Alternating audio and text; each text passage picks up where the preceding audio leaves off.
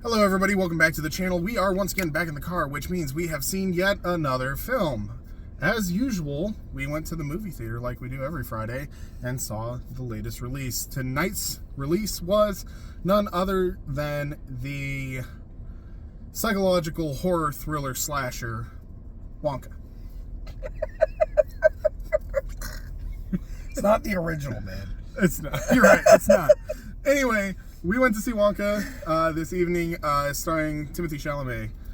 So, without further ado, DJ, 1 to 10. 10.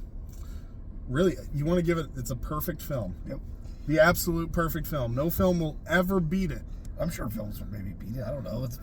I've not seen one that beats it this year. When your standard is here... See, here's the ground. Here's 2023, as far as movies. It's not too hard. Okay, so it's hard for me because do I think that no film will ever beat it? No, there's films that exist that beat it. But that's not, I don't think, the point. I think films can be better than other films and still be a perfect film. Okay. The honest reason I give this thing a 10 is because I can't think of a single freaking problem with the movie. I have tried for the last 20 minutes to just think of anything wrong with it, and I can't think of anything. I can think of a couple things, I honestly can't. When you talk, maybe, but even then, that's that enough. If I have to nitpick at this thing, it's good. Okay. I honestly, this year, there's 2 other films I could almost give a perfect score to. And the reason this one was hard to do that too is because of those ones were really good. But those ones had a couple of glaring problems that detracted. This one doesn't have anything glaring. Those 2 films being Guardians of the Galaxy and Spider-Man Into the Spider-Verse. Well, also Mission Impossible. Mission Impossible was pretty good. But Mission Impossible and Into the Spider-Verse are part ones. That's right. So I would have given those both probably a perfect score if they weren't reliant on a cliffhanger to a second film. Okay. And the other one being Guardians of the Galaxy had a major flaw in it. So just one, really kind of big problem that kind of detracted the film. Other than that, I think we gave all those over a 9. Yeah, we did. All those films met 9 or 9.5. This one, I can't. Cinematography, fantastic. Plot, simple, but good. Yeah. The characters, the acting, phenomenal. The lead literally did. I didn't feel like he was a person doing an impression of Gene Wilder. Yeah. I felt like he was just him, young. He took a little bit of characteristics from the Johnny Depp one, but mostly from Gene Wilder, and it just worked so well. The theming, the set pieces, the music, just good. There was only one song in the entire piece that was a little off, but it just didn't feel quite as whimsical as the others, and that's literally not it was bad. It's just the other ones were so good that one didn't sound as good, and it came later because the songs kept getting better, and then they have this one that just couldn't quite do it, and then that was it. Okay. I don't know what else to say. It was just fantastic. Okay. All right, your turn. All right. It's at least a 3. I'm kidding. No, John. I am kidding. Throwing out the car. Honestly, I give this film, it is a solid 9. I will give it a solid 9. It will not waver below a 9. It can go above a 9, but I'm just putting the line 9. Fair enough. Okay. The cinematography is wonderful. It's fantastic. The musical cues are really great, except for one nitpick that I have. The acting was really stellar. It was really great.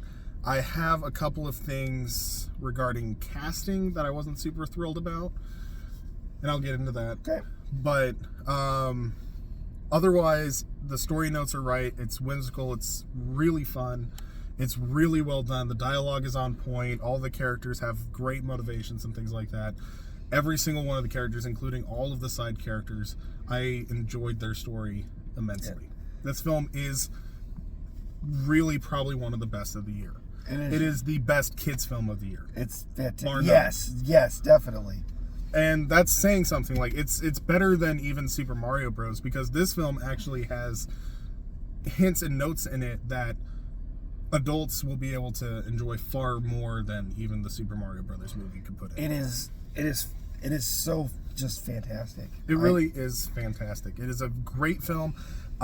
If you can see it in theaters, just support this film. It is really, really good. Otherwise, rent it when it comes out. It's just a good film. I really want this movie to do well because I want people to see that this is the people who make films to be like, oh, they do, because this is the kind of film you want made. Yes, and it's not just because it's another sequel, prequel. What this is it is an original idea. Mm-hmm. It is an original idea. It's based on property. We can get more in spoilers, but it's an original idea that is whimsical and fun and entertaining. And a lot of those kind of movies oftentimes get kind of thrown in the wastebasket, even if they're based on a property people know. Yep. And so I want films like this to do well. That's fair. Okay. I think that we're good to move on to spoilers, and I'll get more into my nitpicks. So before we get into spoilers, though, thank you guys so much for watching. If you are not going to continue to follow us through with the rest of spoilers, be sure to follow the channel at least, because we do watch a film every single week, and we give you guys a new review. We also watch bad films and rewrite them, old films and revisit them, and we do a podcast on various entertainment topics and things like that. So be sure to subscribe to the channel, like this video if you liked it, and let us know your thoughts in the comments below. And with that, spoilers. I cannot believe that most of the way through the film, not only did Timothee Chalamet have his musical moment, but they literally resurrected Gene Wilder, and then they brought on Johnny Depp, and they fought to the death in a river of chocolate and blood. Honestly, that could have happened, and I would have been like, okay. Anyway, so I'm just going to get right to it. Here are the nitpicks that I mentioned in it.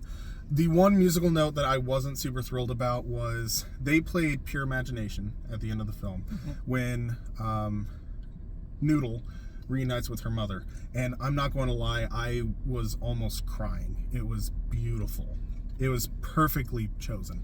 It was the perfect nostalgic moment. It was the perfect emotional moment. It was the perfect song. And they teased it the entire movie. Exactly. They kept teasing it. You're like, here it comes. No, here it comes. And every moment it's like, it's the perfect moment. And then they do it. You're like, okay. No, and then when they finally lead into it, I don't think everybody would notice that it led into it because the church bells did the... No, I heard them. Yeah, like I heard them, but the church bells. But at that point, they hinted it so much that you don't think about it. You're just like, oh, it's another callback. It's another callback, whatever. And then he starts singing it, and you're like... But it was a perfect, beautiful moment. Like, I literally was almost in tears by how great it was. But my nitpick is this. He goes and he grabs the Oompa Loompa and he opens up his factory and he does it again. And it's just like, for me, that felt a little bit... To me, it felt like a continuation of it. The Oompa Loompa, because he doesn't start the song over. He continues the rest of the lyrics. So it's like a break. But there's a big enough... But it is a large enough break. Yeah. It is kind of a little jarring there. It's fun, but it is a little jarring. I get what you're saying there. Yeah. But I kind of moved past it because I was like, this works. Like, it's fine. Yeah. They probably could have cut that break a little shorter or done the Oompa Loompa break a little later. But, yeah, I get you. Yeah. Because that is a really strong moment with that reuniting. Exactly. That moment was just so strong, and then they replayed it again, and it almost felt like cheapened. For me, the only real thing I thought was kind of weird is the way it ends. She gets reunited, and then he gets the chocolate factory, and then they open the chocolate factory, and then it's just done. And then it gives what happened to all the characters, but except for the girl. That's fair, but I think it was because they assumed it was... They close her loop. I get that.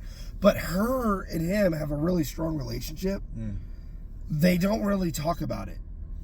And I think that was on purpose to leave it open-ended, because by the time of Charlie the Chocolate Factory, she's nowhere to be seen. So what happened to her, you know?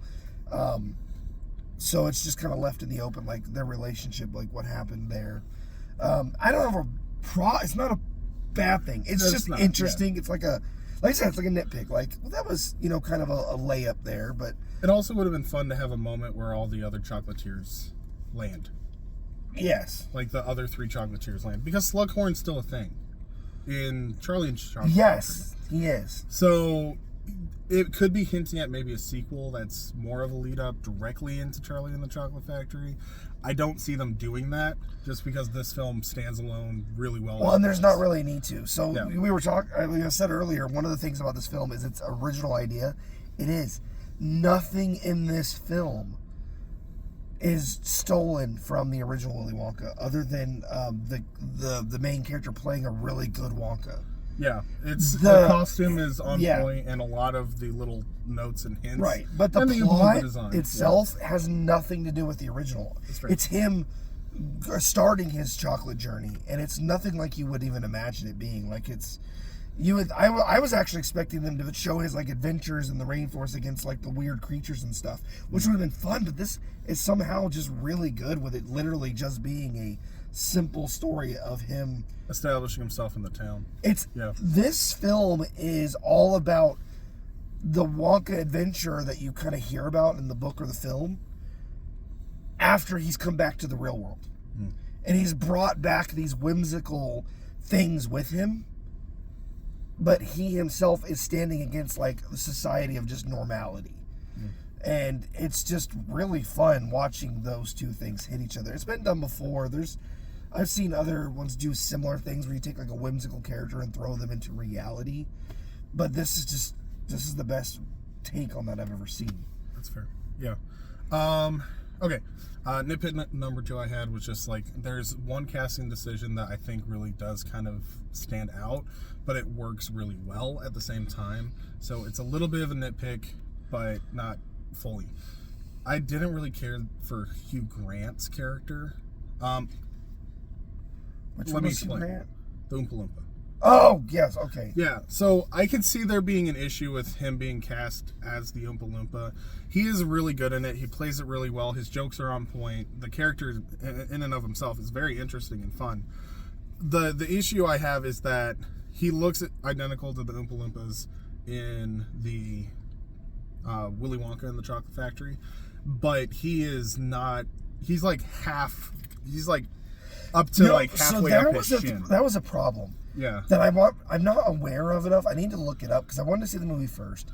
Yeah. But the original Gene Wilder Willy Wonka, I thought they were a lot bigger than that. They are. They're dwarves. They're but when I looked back at it, it said that they were supposed to only be less than 2 feet tall. Oh, okay. So I need to actually, and I realized in the original, they never show the Oompa Loompas right next to anybody other than one scene when the girl with the golden egg runs up to the that too. No, when he's up in the boat, he was way up at the front, at the very tip of the boat. boat. They're around at the blueberry scene. Yeah, when they're rolling her. Yeah. And I realized though that's a child. They're smaller than her. I don't know. How small they actually are supposed to be. Now in the book they are smaller. Yeah, in the book they're they're smaller. They're very small. So this got them right to the size of the books. Yeah. I'm not sure. I need to go back and look at the film and see if they were designed to be smaller and they just had struggled to get them that small because of cinematography. Yeah. They were a little smaller in the one with Johnny Depp, but they still, I think, were not that small. I kind of wish I need to almost like watch movies to see that because that threw me off him being so small. I was like, were they that small? Yeah, is that right? That's a little bit jarring, and also like it is a little nitpicky, but it is jarring if you're trying to build it off the movie universe. Because they take so much from the other movie. They take a lot more from the film than the book. The characters and a lot of this is definitely based off of Gene Wilder's film. Yeah. So that's just one thing. That's like I said, that's a nitpick. The other thing is, your SO mentioned this, and it's a fair point. The fat suit humor kind of got old. She said it was a little excessive, and I can see the point. I thought it was pretty funny, like one-off couple of gags, but at the same time, like I could see how people could find that excessive. It's a good like one-off gag, but it carries through the entire film. I think it would have actually been better had we not seen much from him, and it was him getting out of the car at the end. Exactly, like that would have been hilarious. Like the thing is, like all of those moments, I think were really, really funny. Well, because they're bribing him the entire time. Like he's been with bribed, more and he wasn't getting that big. They use it. I think 5 times. They show him getting bigger each time. Like the first time he's like on the knee, and then he's like having trouble doing the investigation. Then he's seeing them downstairs. Then he's in the car 4 times. I think 4 times. So it's like, and then one time it's by the last time, it was excessive. So it was kind of funny of the excess, but they've done the joke so many times. It wasn't as funny the last time anymore. And the thing is that character in and of himself was funny. Like his dialogue was hilarious. The funniest character I think in the film was probably the corrupt priest. Mr. Bean. Yeah, Mr. Bean. All of his lines were golden. He's only in it for like 3 scenes, and every single line is gold. He's hilarious. Who played the police chief? That was oh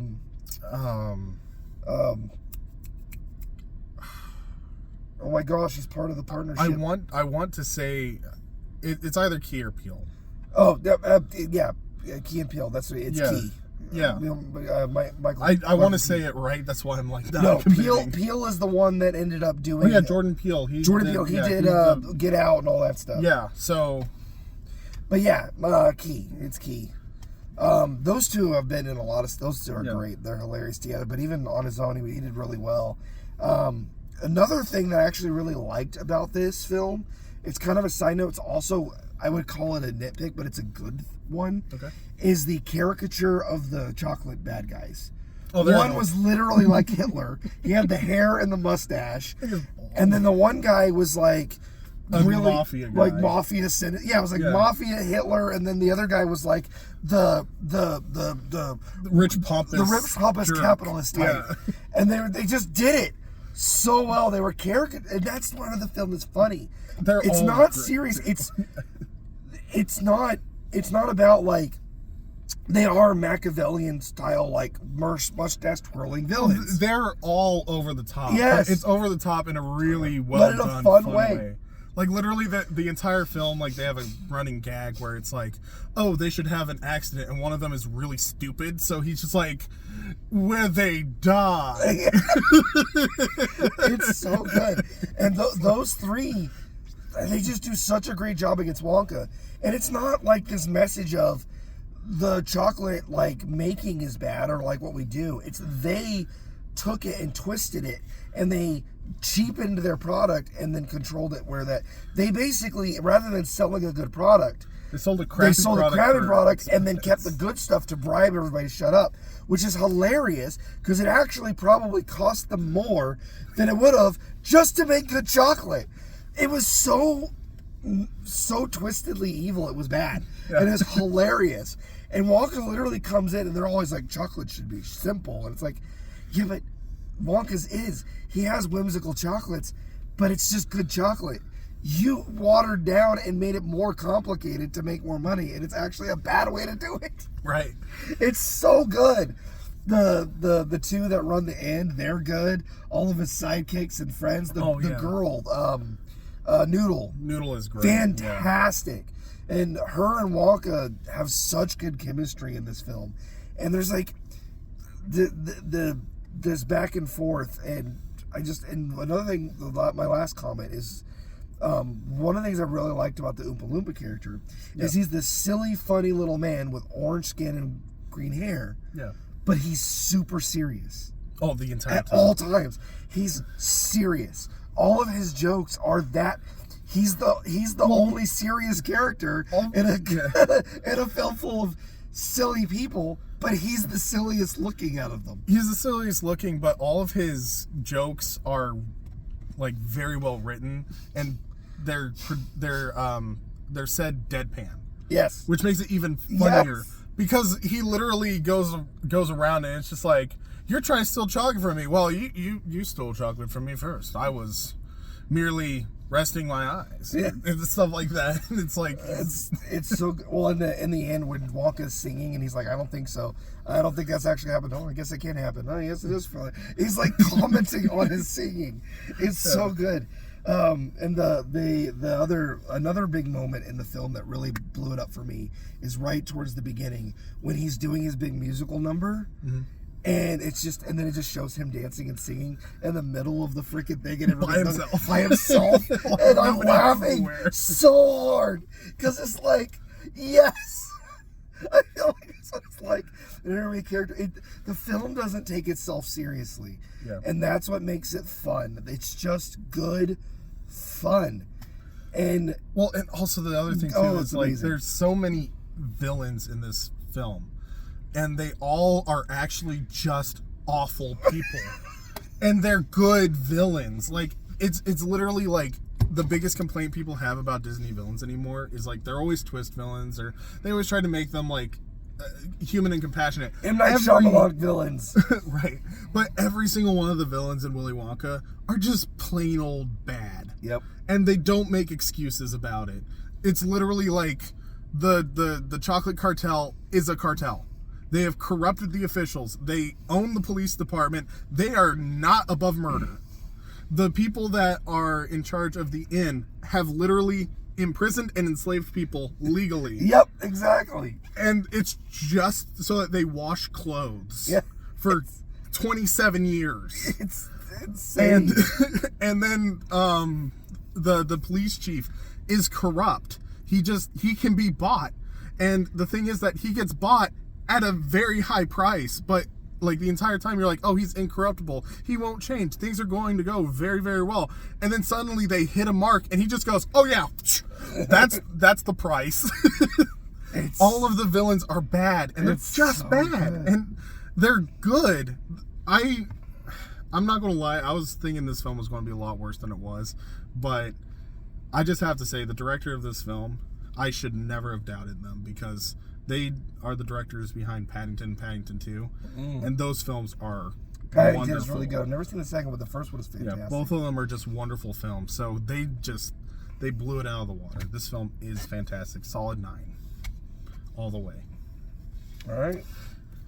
Even with all of our death tracks, I still give it a 10. Okay, that's fair. But this film was just, I loved it. I was entertained, and it's technically and entertainment wise just wonderful. And it's all really good quality. There's only a couple of times when the CGI gets a little bit weird, but if you think about it, like 80% of this film is probably CGI'd. So they did a wonderful job. It looks amazing. It looks really great. And it's Warner Brothers who did The Flash, and they actually did good CGI. Yeah, that just makes me more angry. Every time I do something right, I'm like, see, why did you do that one bad? But I did that. Anyway, thank you guys so much for watching once again. If you haven't already, I hope we have earned your like. So hit that like button. Let us know in the comments what you thought. And we'll go ahead and we'll see you guys in the next video. Thanks for watching.